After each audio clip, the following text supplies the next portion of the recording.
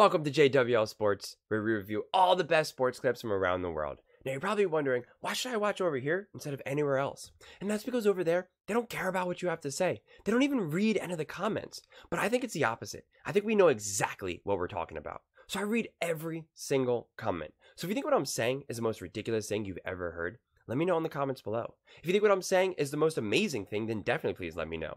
Either way, let's get into some discussions, let's get into some fights, but ultimately, let's just have some fun. And please do consider subscribing. We are building an amazing community here, and I would absolutely love to see you part of it. I want to build something that we all genuinely feel connected to, something that we're really excited to be part of, and I think we're well on our way to doing it. So without further ado, let's get to it. We're watching a clip of The Herd with Colin Cowherd, talking about Klay Thompson on the Golden State Warriors. He's now been coming off the bench now. I think people may have already forgotten just how amazing Klay Thompson is, and then unfortunately had a series of injuries that not only are difficult to recover from just at his age or just in general, as well as taking so much time away from the game and then just wasting those years of being in in his prime years of being able to actually play. He theoretically wasted, or missed a couple, prime years because of being injured. So that really hurts you. And then, we have such a short-term memory with regards to all of this, and that we just forget how good he is. But at the same time, I don't want to see his 35 points off the bench as an indicator of he never left or he has arrived again. So I'm really interested to see what Colin has to say. So let's take a look and then we'll go from there. Where Joe Lacob, the owner, says they are planning for a major overhaul in the offseason. They're going to make some moves. So what you watched last night was the deconstruction of a dynasty, and now the rebuild is official. And how long is it going to take? So Klay Thompson, first time since he was a rookie, the 4-time champion, 5-time All-Star, a little salty, came off the bench. First time since he was a rookie. And his replacement, they drafted Brandon Podziemski, who's kind of Klay light, cheaper and younger. So the Warriors now have Jonathan Kuminga, the kid averaging 21.5 on 57% shooting in the last month. And they got Brandon, who looks like Klay, again, younger and cheaper. Can they get good very quickly and work with Steph and Draymond and maybe Wiggins and make something happen? So what's interesting last night, it so ticked off, inspired and angered Klay Thompson that he had a season-high 35 points. He was on fire. But this has always been the hardest part about deconstructing a dynasty. Why? It's not like football, baseball. More than any other league, the association, the NBA, builds from the AAU on. It builds, especially our domestic players, into stars, IG, shoes, fame. Who needs college basketball? Be a pro, make money. And it makes these guys rich and famous and popular and a bit delusional as they near the end. And so you've heard of the 5 stages of grief, right? Like the last one is acceptance. For former stars, it's the 3 stages of NBA dynasty deconstruction. They're angry, they deny it, and then eventually they accept it. Took Carmelo Anthony a long, long time to accept it, and Klay Thompson just taking place. Finally hit the bench last night. He got salty the game before last night with Steph Curry at midcourt. Steph reached out. It was against the Clippers. Look at Klay, just ignored him. The Splash Brothers. One of the splashes. So you can't see it, but Steph, reached out to kind of give him a high five and talk to him, and Klay kind of shrugged him off a little bit. I don't want to say that he was salty at Steph. I think Klay is just upset at the situation. He's upset at his own mortality.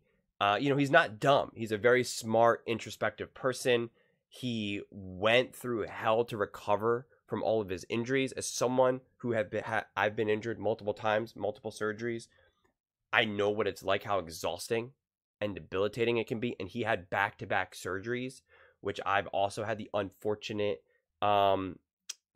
situation of having back-to-back surgeries where you get injured, you recover, and it's like, okay, that was exhausting, let's go. And then you get injured very quickly. And that happened with me. I tore my meniscus, and it actually took a couple months for me to finally be able to get the surgery. So I was injured now for those that couple month window. I get the surgery, It was a brutal surgery, actually, the hardest one I had.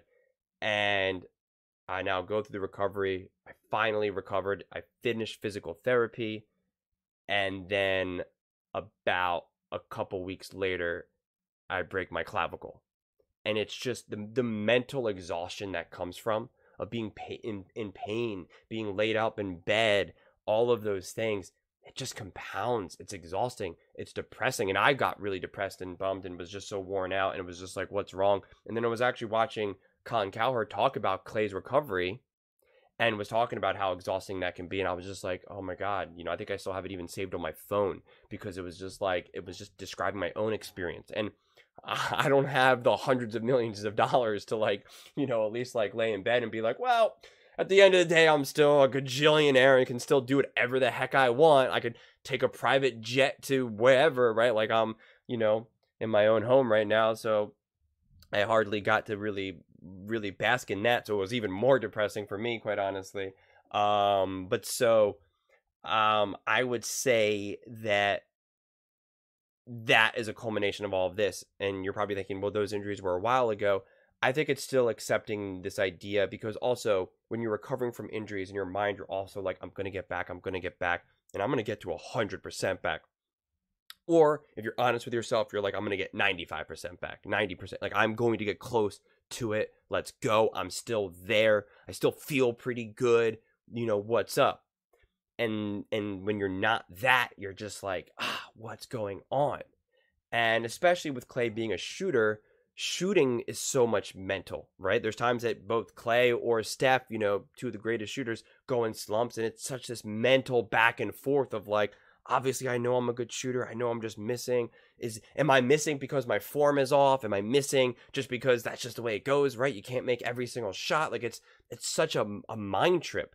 And I think it's the culmination of all of those things coming together of he got injured, he missed prime years, he wasn't able to bounce back 100% as he was hoping, and then he kind of had like a more down year and it was like, all right, well, whatever, I'm getting back, and now he hasn't gotten back, and it's just this push and pull. And so I think that's what ultimately Klay is going through. But now, everyone's praising him and being like, this is amazing. Look what he's doing off of the bench. Look what he can do. And it's like, to think that he's just always going to be able to pull 35 points off the bench, not so much. I think ultimately what Klay is turning into, Klay was always the first option, but playing as like a second option, right? And even a third option once they kind of got KD. But he is easily capable of being the first option on any team when he was in his prime. And so when he was playing with Steph and KD, or even just Steph, like it was clearly Steph leading the way, but Klay really, for those of you who maybe don't remember, like he was a massive part and won really important, crucial games in both the regular season and playoffs. Like without Klay, he is not you're not winning. Even if you just replace his production, you're still not winning because he was so clutch in the things that he did, and he stepped up in moments when maybe Steph was not having the best game. Klay was truly special. And now at this point in Klay's career, I think he's probably become an actual now true third option, maybe second option. And it's like, well, what does that mean? Does that mean he's only capable of getting like 22 points instead of 28 points? Not always necessarily. There are some players where you're just not good enough to average out 28 points, 30 points, whatever, right? You're not LeBron James, you're not Steph Curry, you're not, those types of players. And so now when you have the second option or third option, you have kind of two types of those players where maybe they can only just average like 22, 23, 24, 20 points, right? And like that's just the max that they can do, right? That's just what they can do. And they can do it consistently, right? They can consistently get you 20-some points a game, right? Consistently. Then you have the other type of second and third option where they're just inconsistent. They can have a 30-point game. They can score 35 points. They can knock 5 threes down in a row. They can hit the buzzer beater. They can do some things where you're like, oh my God, yes, this guy's amazing. But then they have another couple games where they're like putting up 15 points, 10 points, 12 points, missing, going 0 for 5 from 3. And you're just like, what are you doing? Just last game, you put up 30 points. And it's just the inconsistency. They just can't do it consistently. And then, a lot of people say, oh, so-and-so would be so good if he could just play more consistent.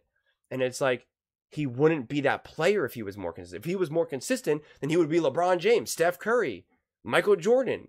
But what makes them not being able to be that special is that they can't consistently do it.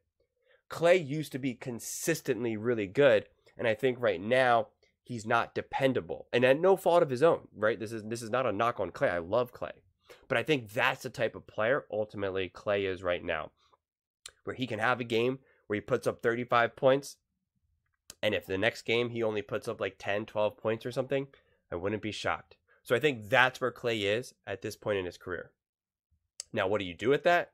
You have to build a team knowing that he is your third option. Especially if you want to win a championship. If you want to be competitive, you can maybe keep him as a second option, but you're not winning championships. If you want to win a championship with Klay still there in the starting lineup, so to speak, then he would have to either be like sixth man off the bench or the third or fourth option. And just knowing, okay, Klay's hot, yes, we can rely on this now, let's go, but also not like going into the game plan, especially in the playoffs, being like, all right, Klay, we need 25 out of you, otherwise we can't win. If that's your game plan, it's not going to work. And who knows, maybe he really does turn a corner, but it's hard to imagine that'll be the case. But what do you guys all think? What do you think is going on with Klay? Do you think he's just near the end of his career and this is just the way it goes? I would absolutely love to hear your thoughts on this one. Please let me know them in the comments below. Please don't forget to subscribe. As I said, we are building an amazing community here, and I would absolutely love to see you part of it. And please don't forget to give this video a thumbs up, as it really does help with the visibility and the algorithm. Thank you so much, and see you next time.